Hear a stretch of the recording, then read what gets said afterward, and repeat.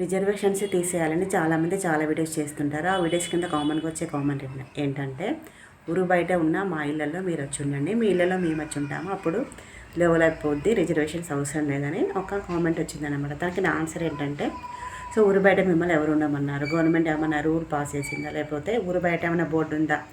So కొంతమంది ఊరు బయట ఉండాలి, కొంతమంది ఊరు మధ్యలో ఉండాలి, కొంతమంది ఊరు వెనకాల ఉండాలని ఏమైనా గ్రామంలో బోర్డు రాసిందా? లేదు కదా.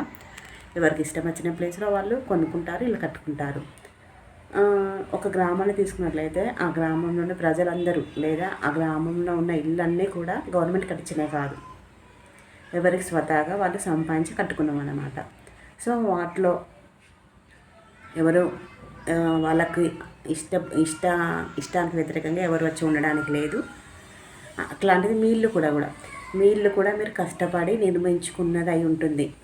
సో మీకు కూడా గవర్నమెంట్ ఫ్రీగా ఇవ్వలేదు. ఒకవేళ మీకు గవర్నమెంట్ కనుక ఫ్రీగా ఇల్లిస్తే మీరు వేరే వాళ్ళని ఇన్వైట్ చేయొచ్చు, నాకేం అభ్యంతరం లేదు.